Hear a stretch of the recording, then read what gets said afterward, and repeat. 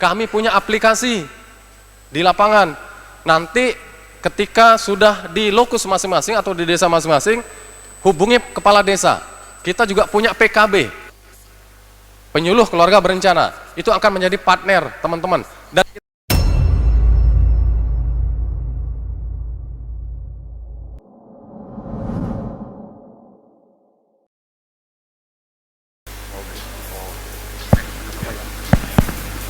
baik, terima kasih Pak Moderator. Izin berdiri mungkin Pak Ge.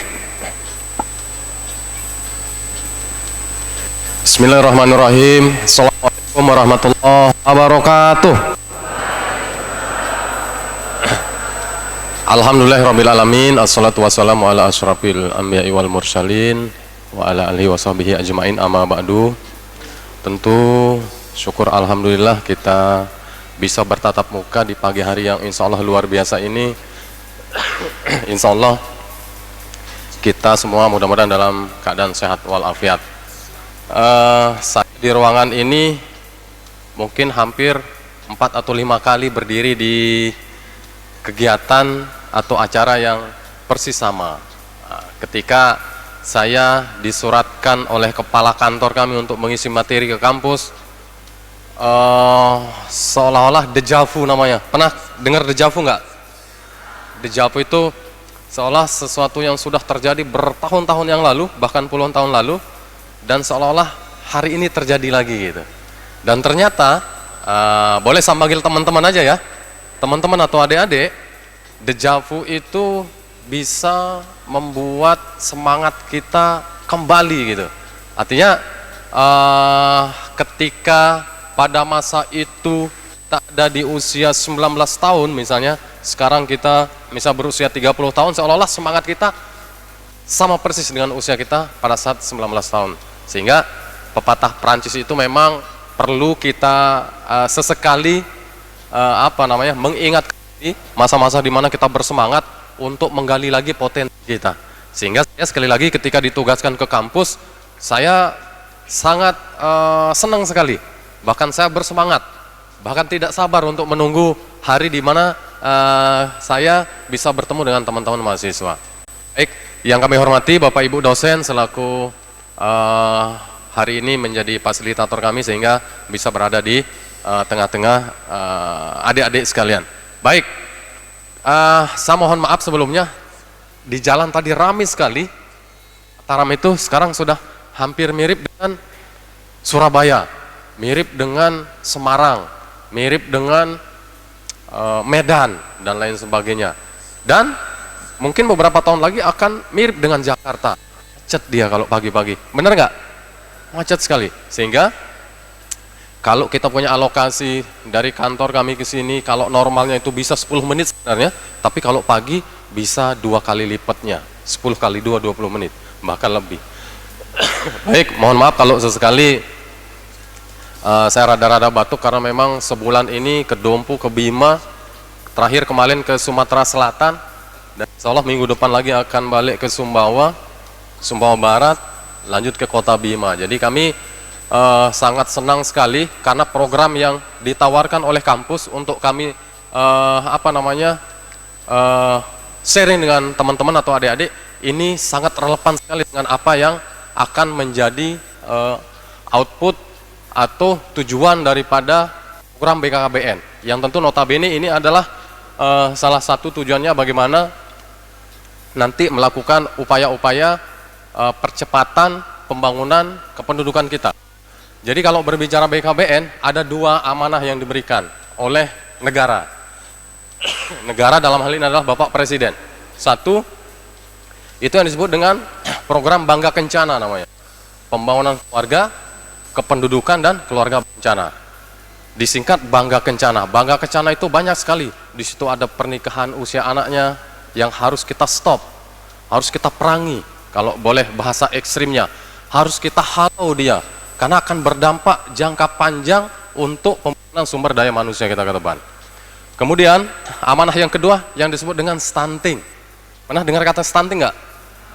Stunting itu adalah terganggunya perkembangan dan pertumbuhan bayi sejak dia dalam kandungan.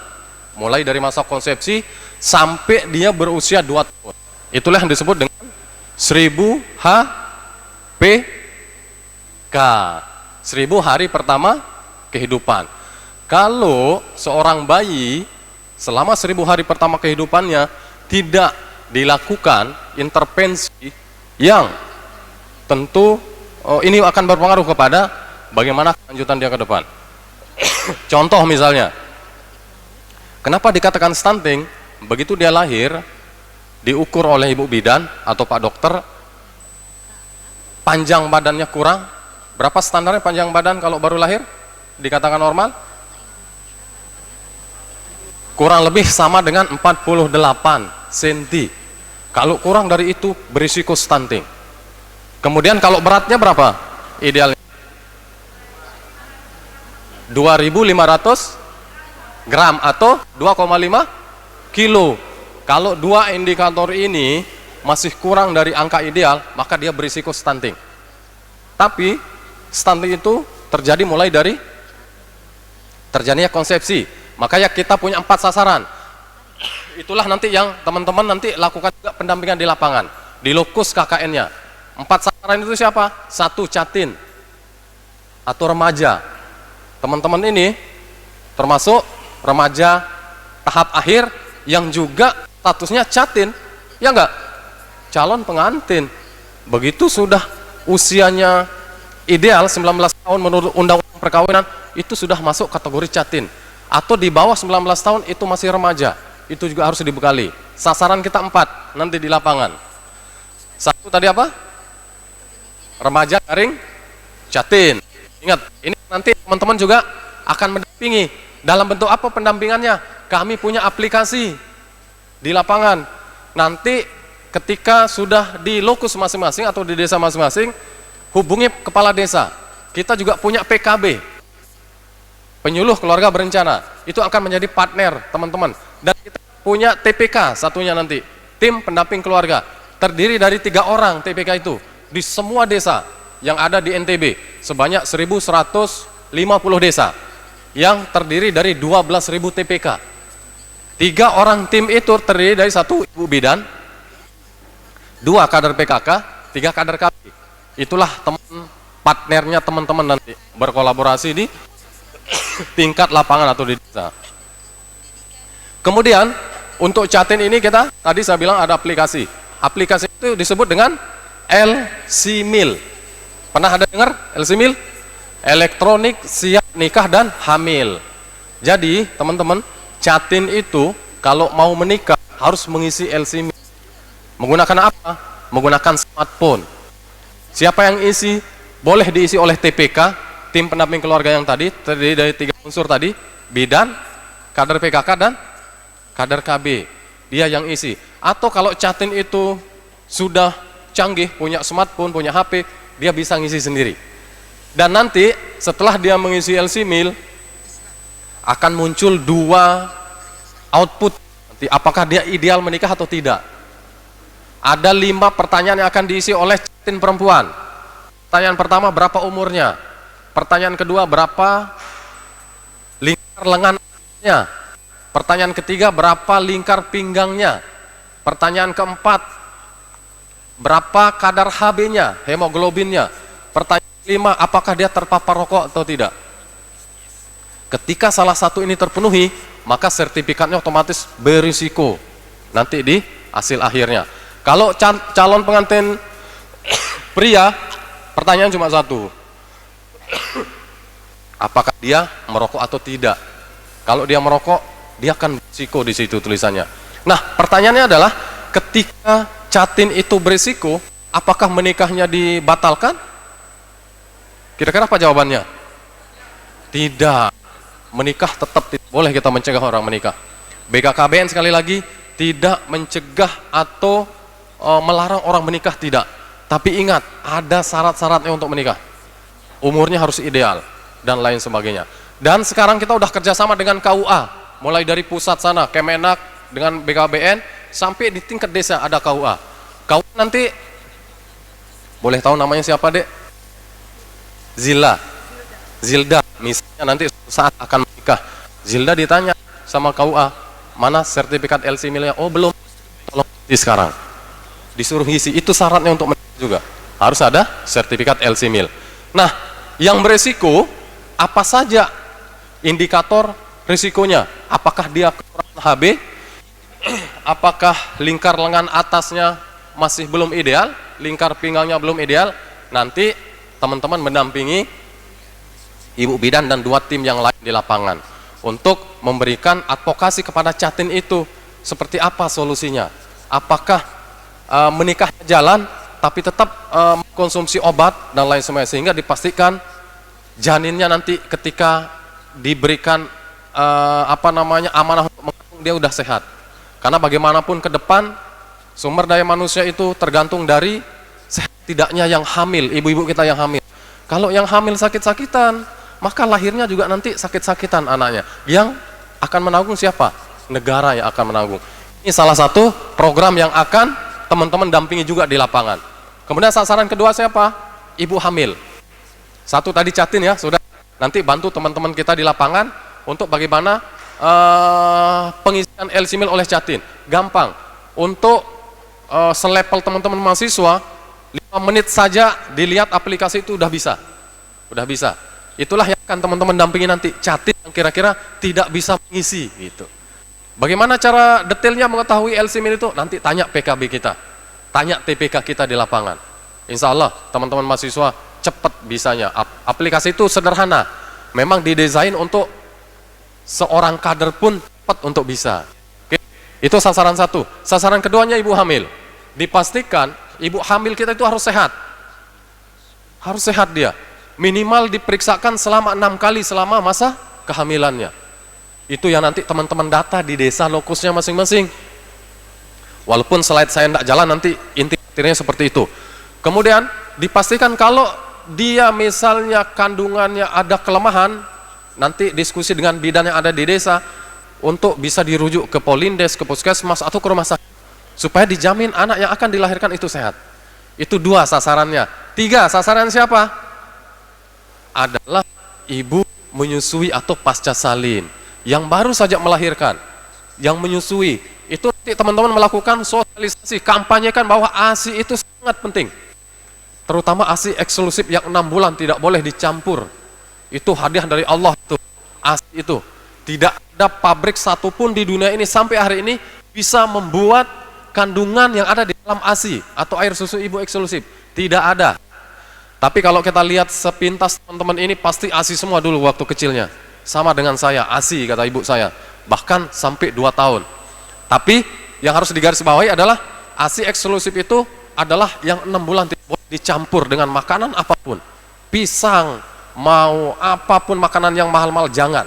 Nanti teman-teman juga kampanyekan itu. Advokasi ibu-ibu kita yang lagi di tingkat desa itu. Nah, kalau sudah di atas 6 bulan boleh ditambah dengan makanan tambahan atau empasi. Kemudian sasaran kita yang terakhir yang keempat adalah balita, bawah 5 tahun. Di bawah 5 tahun itu ada juga kategorinya bawah 2 tahun atau baduta dan bawah 3 tahun. Ini juga harus dipastikan selalu terus rajin mengikuti yang namanya posyandu. Karena stunting itu teman-teman sampai hari ini pakar kesehatan belum menemukan obatnya. Kalau dia sudah lewat dari 5 tahun, sudah qadarullah dia stunting seumur hidup. Tapi sebelum dia berusia 2 tahun kita punya ikhtiar untuk mencegah dia berisiko benar-benar stunting atau tidak. Mulai dari tadi Catin itu harus sehat, harus ideal, kemudian ibu menyusui ASI eksklusif selama 6 bulan sampai bayi berusia 2 tahun. Kemudian selama balita juga diberikan fasilitas di posyandu. Karena angka kita secara Indonesia itu adalah di angka 21% stunting kita sekarang. Turun memang. Dari tahun 2021 itu angkanya 24%, di tahun 2022 turun menjadi 21%. Tapi secara NTB kita menyedihkan, naik dia. Tahun 2021 31%, tahun 2022 menjadi 32%. Menurunkan atau percepatan penurunan stunting bukan semata-mata tugasnya BKKBN sendiri, tidak.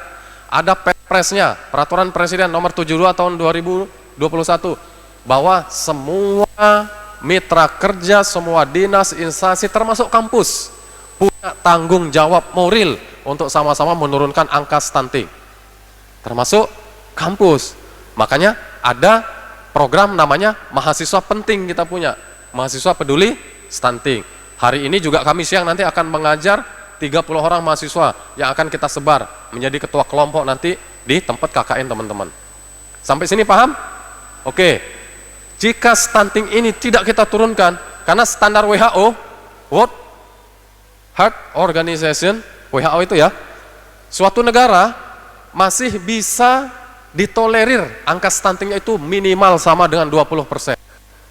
NTB kita ada di angka 32%. Sudah di atas ambang normal. Ini yang harus teman-teman juga membantu menurunkan angka kelahiran stunting.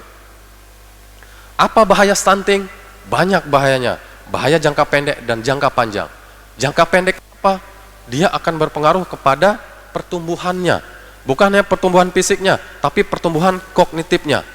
Stunting itu adalah bukan hanya ototnya yang pendek, tapi juga otaknya yang pendek. Ini yang berbahaya. Dalam jangka waktu panjang, anak-anak yang stunting itu tidak akan mampu mencapai prestasi tertingginya. Tidak bisa dia. Begitu dikasih baca jurnal oleh dosennya, dia nggak masuk. Baru membacanya 1,5 halaman bahkan, dia udah ngantuk. Karena otaknya itu pendek. Otak itu ada di belakang kita ini. Dia pendek. Kenapa dia pendek? Karena terjadi yang namanya proses menjadi stunting. Sejak dalam perut, ibunya ketika anaknya masih dalam perut, dia tidak mau makan apa. Kemudian mau konsumsi apa yang membuat kandungannya menjadi sehat. Kenapa? Usia ibunya itu masih di bawah standar dia harus menikah. Alias pernikahan usia dini, sekolahnya tidak selesai, apalagi kuliah. Baru tamat SMP, belum tamat SMA, dia sudah menikah. Lingkar pitanya masih kecil, lengannya juga masih kecil, umurnya masih di bawah standar. Kalau kita bilang wajib mungkin salah, tapi secara ilmiah dia kategorinya itu akan melahirkan stunting. Sehingga di Indonesia, terutama di NTB, salah satu penyebab tertinggi stunting adalah pernikahan usia anak. Ini juga teman-teman nanti akan melakukan kampanye, perangi dia. Jangan menikah sebelum waktunya. Undang-undang pernikahan kita 19 tahun.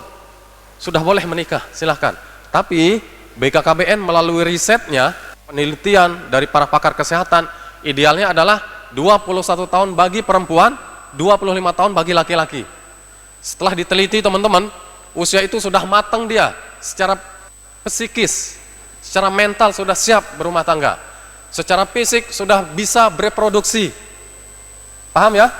Tapi kalau masih di bawah itu, hasil penelitian mengatakan ada risiko untuk melahirkan generasi stunting.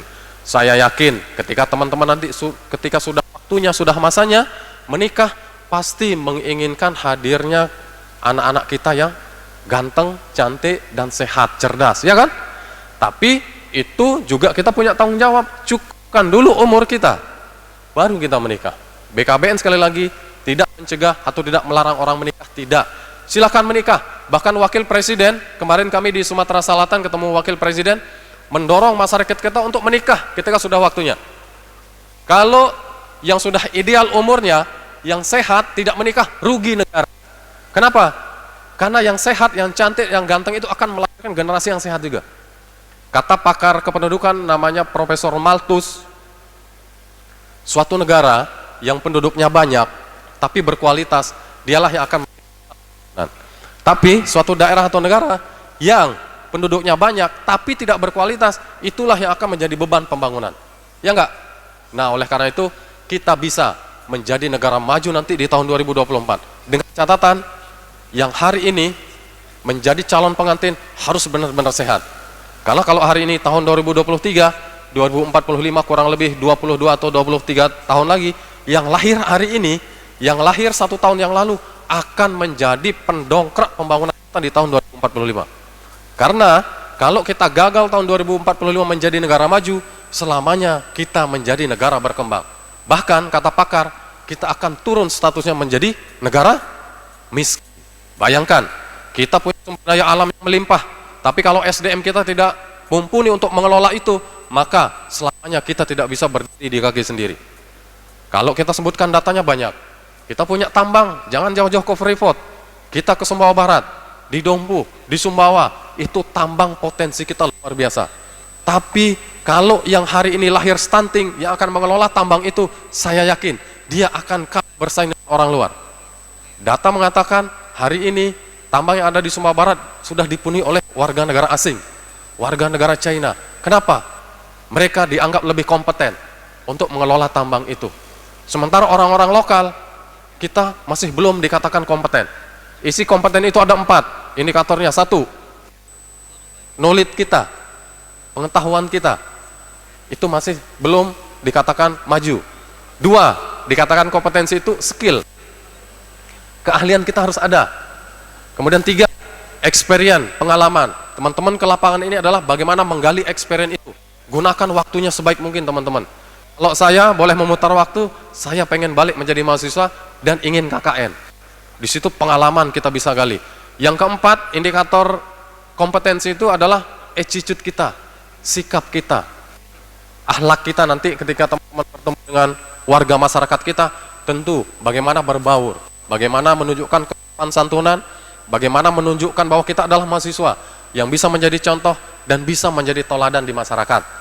Baik, poin terakhir yang ingin kami sampaikan adalah nanti di lapangan, selain teman-teman akan mendampingi 4 sasaran tadi, catin, ibu hamil, pasca salin atau menyusui, termasuk balita, baduta, atau bawah 3 tahun, bawah 2 tahun, dan bawah 5 tahun.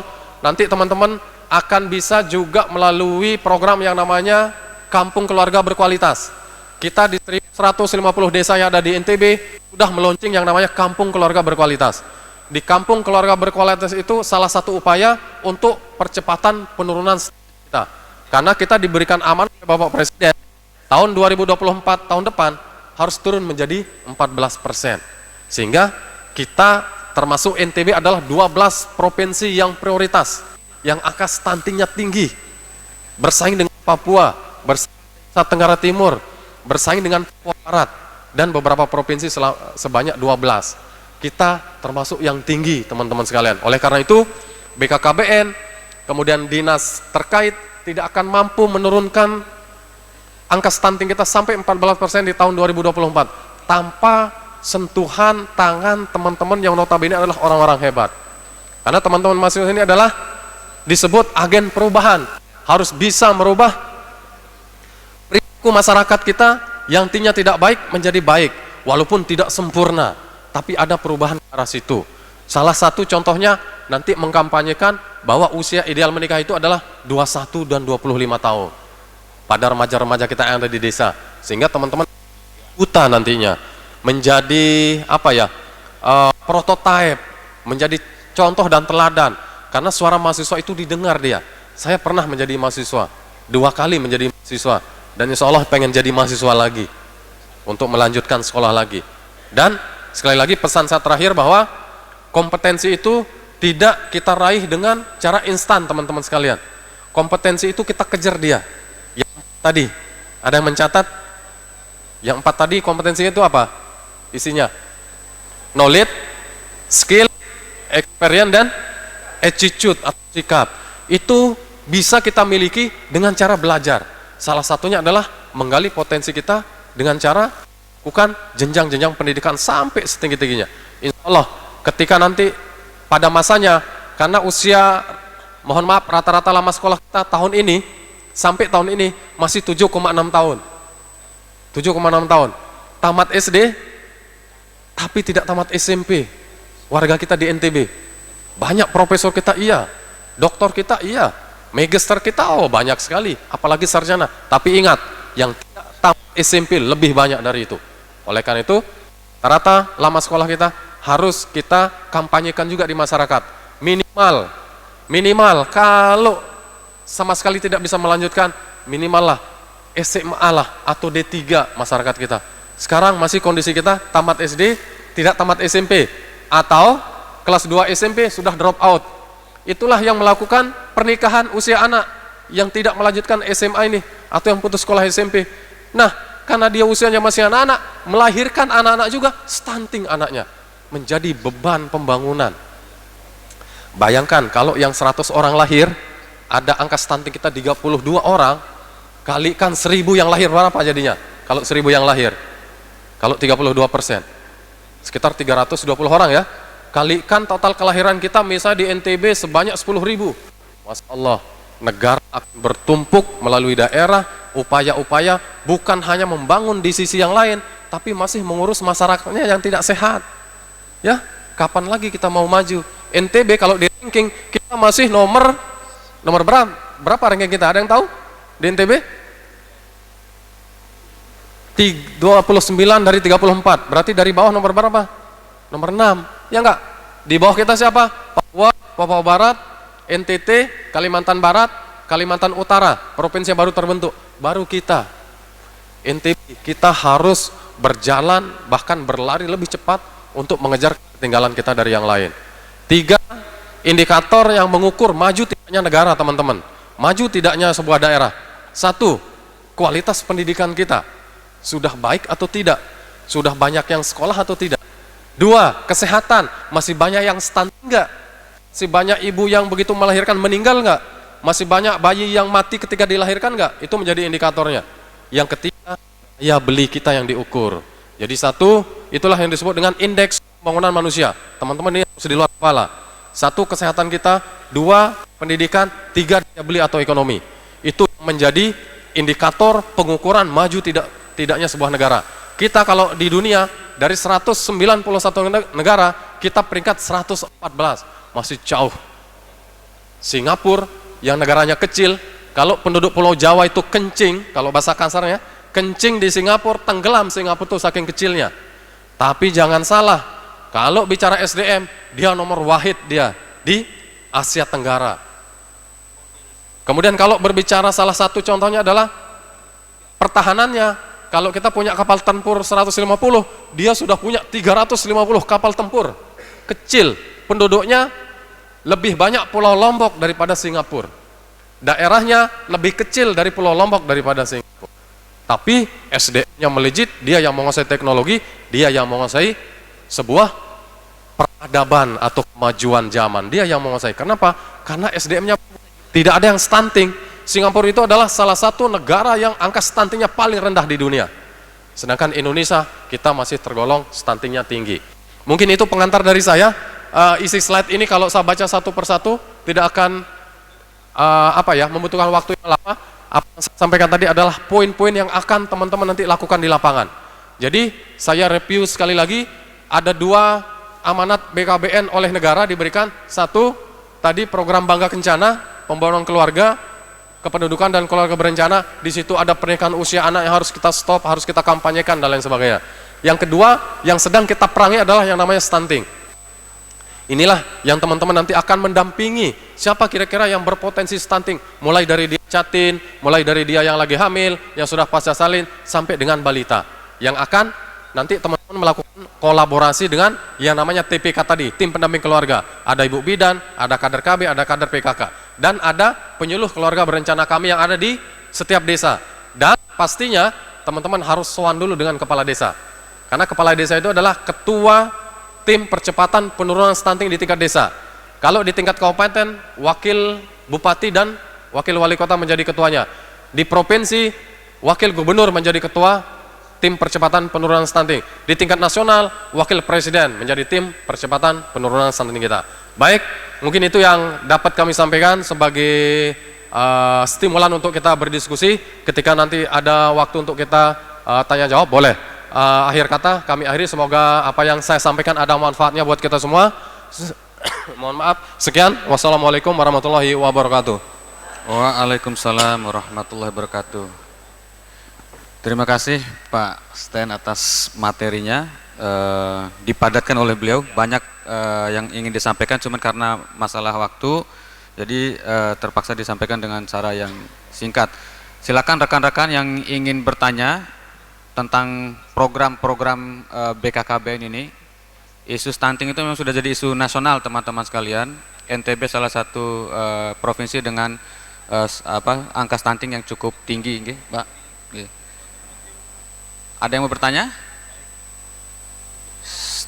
Stunting, menyelesaikan masalah stunting itu sama seperti menciptakan generasi yang baik, yang emas gitu Pak ya. Ya, jadi Kalau saya sih dengan bahasa saya bahwa penyelesaian masalah stunting itu sama seperti kita menciptakan peradaban yang lebih baik lagi, begitu. Jadi apa yang kita usahakan hari ini adalah bagaimana menciptakan orang-orang seperti kalian di masa depan yang lebih baik lagi, atau anak cucu kalian semua, kita semua nanti yang lebih baik dari hari ini. Tujuannya apa? Supaya anak dan cucu mereka lagi jauh lebih baik daripada kita di hari ini, begitu. Ada yang mau bertanya? Tidak ada, jelas ya.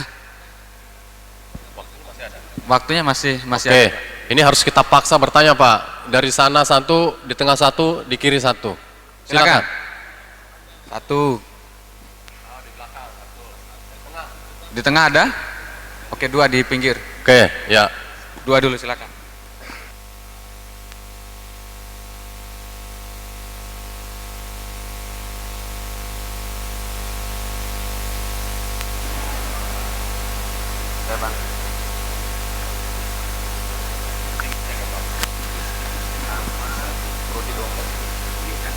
Baik, bismillah, assalamualaikum warahmatullahi wabarakatuh. Terima kasih Ayahanda dan terima kasih juga kepada pemateri kita pada pagi hari ini. Sebelumnya perkenalkan, nama saya Sulaiman Arsad dari Prodi Ekonomi Syariah kelompok 14. Tadi sudah sangat dijelaskan secara rinci oleh pemateri kita bahwa akan bahayanya stunting dan penyebab-penyebabnya juga. Dengan adanya dengan penyebab pernikahan dini dan lain sebagainya, sehingga terjadinya stunting tersebut. Dan bahaya-bahaya juga sudah dijelaskan secara singkat dan sangat jelas. Nah, di sini hanya saya akan bertanya sedikit, Bang, terkait ketika sudah terjadinya stunting, langkah dan solusi apa yang kita harus lakukan untuk pencegahan pendek ataupun pencegahan akan supaya tidak berlanjutnya gizi buruk tersebut. Mungkin itu saja pertanyaan saya. Bila taufiq wal hidayah. Assalamualaikum warahmatullahi wabarakatuh. Terima kasih Mas Sulaiman. Beri aplaus untuk Mas Sulaiman. Langsung lanjut ke pertanyaan kedua, nggih, Pak? Ya. Saya lupa sebelah mana dia. Oh iya.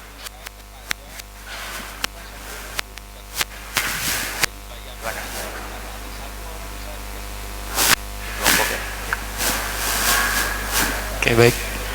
Bismillahirrahmanirrahim. Assalamualaikum warahmatullahi wabarakatuh.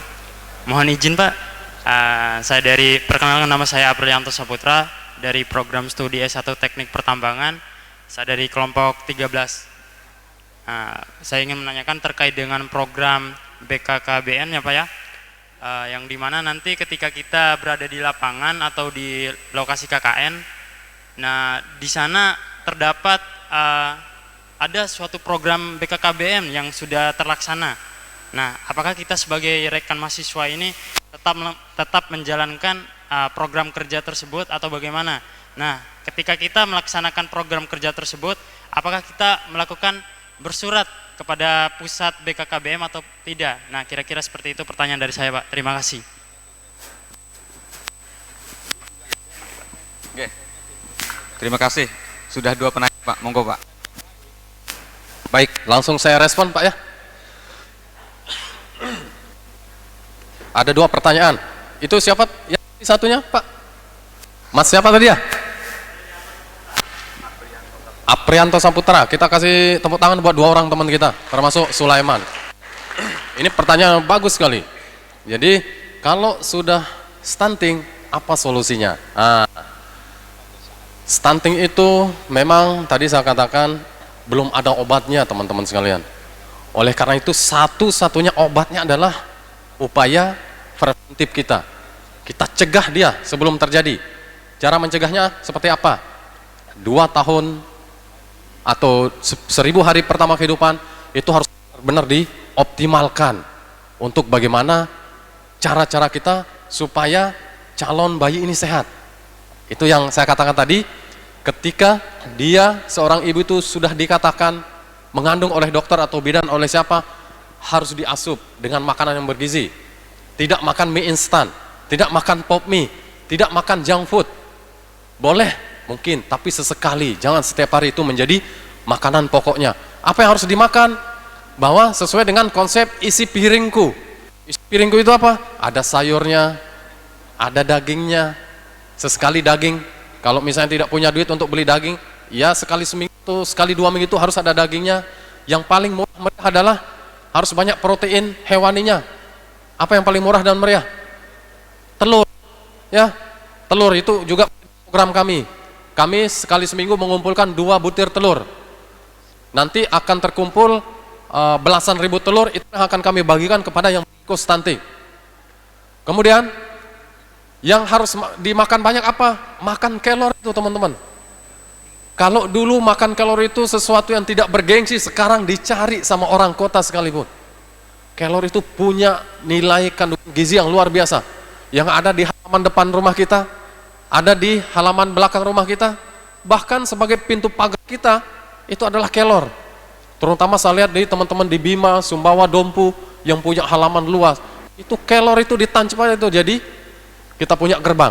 Kalau di kota gerbangnya adalah besi, ya sudah kita pakai pot nanam kelor. Kurangi yang namanya junk food, itu satu.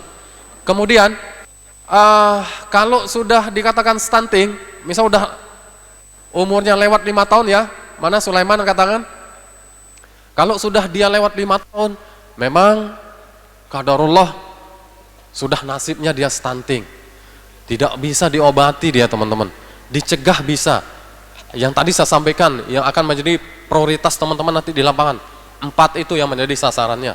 Janin itu harus sehat, kandungan ibu hamil itu harus sehat, periksakan 6 kali selama usia kehamilannya. Begitu dia lahir anaknya, usahakan ASI eksklusif itu 6 bulan itu full. Kemudian ketika dia belum berusia 2 tahun, belum berusia 3 tahun, belum berusia sampai 5 tahun, ikuti posyandu. Insya Allah saya yakin dengan literatur yang saya bongkar baca semua, itu adalah ikhtiar kita untuk menjadi atau menciptakan generasi-generasi kita yang sehat. Insya Allah. Allah itu, mohon maaf bukan ceramah, Allah itu tidak tidur ya. Kita lihat hamba-hambanya melakukan upaya ikhtiar doa yang luar biasa maksimal, insya Allah dia tidak akan stunting. Tapi jangan salah, ketika hambanya itu tidak melakukan ikhtiar, ya Allah juga tidak akan bisa merubah nasib suatu kaum kalau dia tidak bisa merubah dirinya sendiri. Contoh, usianya masih 16 tahun dia menikah, itu sudah berisiko. Nggak usah kita teliti, dari usia sudah bisa ditebak dia berisiko stunting. Akar sudah mengatakan di bawah 21 tahun bagi perempuan dan di bawah 25 tahun bagi laki-laki, alat reproduksinya belum benar-benar siap untuk digunakan. Terutama teman-teman perempuan. Rahim teman-teman itu ada yang tahu nggak besarnya seperti apa? Saya aja yang laki tahu. Ya, kalau seusia teman-teman ini, itu rahimnya itu kayak kelereng. Pernah lihat kelereng nggak? Kecil. Kalau sudah usianya mencapai 21 tahun atau minimal 20 tahun, dia sebesar buah kenari. Tahu nggak? Buah kenari ya. Kalau bahasa Lomboknya lekong itu ya. Segitu jumlah, maksud saya besar rahim teman-teman kecil. Tapi ketika sudah terjadi proses pembuahan yang disebut dengan konsepsi, bercampurnya sperma dan ovum menjadi zigot, dia sudah akan melakukan pembesaran. Kita punya, mohon maaf bukan kita, teman-teman punya rahim besar-besar sesuai dengan usia kandungannya. Sampai usia 9 bulan, maka rahim itu akan seperti balon itu. Bayangkan, Masya Allah, kalau kita semakin membaca sesuatu yang ilmiah, teman-teman, kita semakin yakin kuasanya Allah itu. Ya enggak? Tidak ada suatu sebab akibat yang datang begitu saja. Selalu ada kuasa Allah di balik itu. Makanya setiap saya membaca literatur yang kaitannya dengan bagaimana pembentukan manusia baru, Masya Allah, luar biasa ya Allah. Jadi rahim teman-teman yang sekecil kelereng tadi bisa membesar menjadi balon yang kalau ditiup oleh Sulaiman, balon itu kembung besar. Ketika itu keluar isi rahim itu, dia akan menciut kembali rahim itu sebesar aslinya. Kalau belum waktunya diisi lagi atau dipaksa, dia akan membesar. memang dia akan membesar, tapi dipaksa membesar. Karena stunting itu juga terjadi ketika 4T namanya kalau kami di BKBN. Terlalu muda melahirkan, terlalu tua melahirkan, terlalu sering melahirkan, dan terlalu banyak melahirkan. Jadi idealnya menurut medis, ideal perempuan melahirkan itu adalah usia 20 sampai 35 tahun. Di atas 35 dibilang terlalu tua, berisiko stunting. Di bawah 21 tahun juga dikatakan terlalu muda, berisiko. Terlalu sering rahimnya kembung kempes diisi juga berisiko stunting. Idealnya adalah jarak anak satu ke anak berikutnya kurang lebih 5 tahun. Itu baru dikatakan sehat. Jadi rahim itu kalau sudah mengeluarkan isinya, rehat dulu. Ya enggak? Kasih istirahat dulu. Karena banyak sel-sel kita yang memang rusak, patah, dan lain sebagainya kata dokter. Itu butuh dibentuknya lagi sel-sel yang baru untuk bisa memulihkan rahim kita. Itu ya Sulaiman ya dan teman-teman. Jadi stunting itu memang bukan penyakit. Harus digarisbawahi. Stunting bukan penyakit, tapi akan mempermudah penyakit-penyakit masuk. Kalau dia sudah dikatakan umurnya lewat dari 5 tahun lalu stunting, maka ketika nanti usianya dewasa, penyakit-penyakit yang sifatnya kronis itu akan cepat tuh masuk ke dalam tubuhnya. Obesitas, gula, jantung, dan lain sebagainya. Kenapa obesitas? Karena kalau anak-anak kita stunting, maka proses metabolismenya tidak normal. Metabolisme itu adalah merubah makanan yang ada di dalam tubuh kita, yang kita makan, itu menjadi energi. Ya enggak? Tapi kalau dia stunting, dia tidak berfungsi metabolismenya.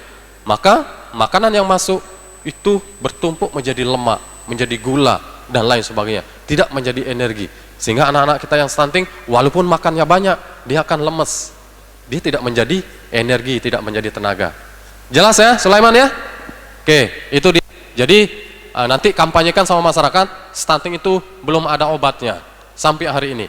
Karena dia memang bukan penyakit. Yang bisa dilakukan adalah upaya mencegahnya. Pertanyaan kedua, apa program ada di desa? Apa kita ini bagus pertanyaannya. Program kita yang ada di desa, teman-teman, tadi saya jelaskan, ada namanya Kampung Keluarga Berkualitas atau disingkat Kampung KB. Di dalamnya ada program juga namanya Dapur Sehat Atasi Stunting. Nanti juga teman-teman, saya yakin dengan kepakaran teman-teman yang berstatus mahasiswa bisa mengajarkan teman-teman penduduk kita, masyarakat kita, bagaimana mengolah panganan lokal menjadi makanan yang menarik untuk dimakan. Walaupun dari bahan-bahan lokal, singkong, labu, dan lain sebagainya. Karena kita kalau sekarang disuguhin singkong, labu, seolah-olah apa ya? Otak kita itu sudah men-setting bahwa itu tidak enak. Itu sudah keseringan dari kecil. Bahwa itu adalah punya nilai gizi yang luar biasa. Bagaimana mengolah labu, singkong, ubi menjadi makanan lain yang menarik dimakan dengan cara tidak merubah kandungan gizi yang ada di situ. Itu juga nanti menjadi PR teman-teman. Bagaimana cara membimbing masyarakat kita supaya bisa membuat jajan-jajanan, makanan-makanan dari produk lokal kita, bahan-bahan baku kita untuk bisa menarik. Karena satu, konsepnya adalah makanan yang sehat tidak mesti mahal. Ya enggak? Kalau saya pribadi, saya balik malah. Makanan yang mahal, malah tidak sehat. Ya, karena saya beberapa kali, saya tidak sebut merek, melihat bagaimana produksinya. Masya Allah, produksinya memang boleh dikatakan tidak higienis. Tapi begitu produknya udah jadi, teman-teman melihat makanan siap saji itu, aduh, air liurnya tidak tahan gitu, ingin segera dibeli. Padahal kalau kita telisik lagi, banyak makanan mahal tidak sehat, teman-teman sekalian. Bahkan saya balik sekali lagi, makanan yang notabene jadul, katanya tidak keren, itu malah sehat. Kangkung, sehat kangkung itu. Bayam, kelor, daun apa ya? Pokoknya banyak daun-daun ada di kebun kita kalau yang tinggalnya di desa, itu sebenarnya bisa dimakan, termasuk daun pepaya dan lain sebagainya. Itu bisa, karena punya kandungan gizi yang memang tidak bisa tergantikan oleh makanan-makanan yang ada di kota-kota besar seperti itu. Kemudian selain dashat tadi, nanti Dapur Sehat Atasi Stunting itu ada juga program Rumah Dataku kita yang ada di setiap desa. Rumah dataku itu nanti akan mengumpulkan data-data yang ada di desa. Itu juga teman-teman bisa bantu kepada para petugas rumah dataku yang sudah kita bentuk di semua desa.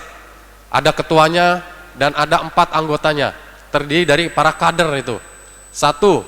Kader yang satu tugasnya mengumpulkan data, kader yang kedua tugasnya mengolah data, kader 3 tugasnya menganalisis data, kader 4 menyajikan data. Nah, lewat data yang terkumpul itu diserahkan ke kepala desa. Ini masyarakat yang tidak sekolah, ini yang sakit-sakitan, ini yang berat badannya lahir rendah, ini dan punya masalah sosial dan lain sebagainya. Sehingga hasil data itu bisa dilakukan bagaimana pembuatan kebijakan oleh Bapak Kepala Desa. Itu juga nanti bisa teman-teman melakukan kolaborasi dengan nanti setelah nyampe desa, soal dulu dengan kepala desa. Tadi di awal saya sampaikan. Yang kedua, kemudian tanyakan PKB yang ada di desa itu siapa. Itu akan diajak bekerja sama. Kemudian yang ketiga, tanya TPK tadi itu siapa itu. Tim pendamping keluarga yang ada di desa itu terdiri dari 3 tadi. Ada bidan, ada kader PKK dan ada kader KB. Itulah tugas teman-teman nanti berkolaborasi dengan mereka. Apa yang teman-teman bisa lakukan untuk dibantu mereka, silahkan lakukan. Apakah membuat proposal untuk kegiatan dan lain sebagainya, boleh, silahkan. Itu ya, jelas ya. Ada lagi teman-teman kalau ada waktu? Masih ada waktu Pak? Pak. Sudah ya, baik. Mungkin nanti sekali lagi sebagai penutup, jika teman-teman mengalami kesulitan, mengalami kendala di lapangan tentang program yang saya jelaskan ini, mungkin sesampainya nanti di lokus atau di lokasi ada yang kelupaan, tanya PKB kita, penyuluh keluarga berencana yang ada di 3 desa, terdiri dari 1 PKB kita yang ada di seluruh desa yang ada di NTB, gitu ya. Atau hubungi kantor BKBN di kabupaten kota masing-masing sesuai dengan lokus KKN-nya nanti. Insya Allah pasti akan dibantu. Mungkin itu dari saya, kurang lebihnya mohon maaf. Tetap jaga kesehatan teman-teman di lapangan, jaga kekompakan dan tentu teman-teman nanti pada akhirnya akan memberikan output dan dampak yang positif buat masyarakat. Sekian, wassalamualaikum warahmatullahi wabarakatuh. Waalaikumsalam.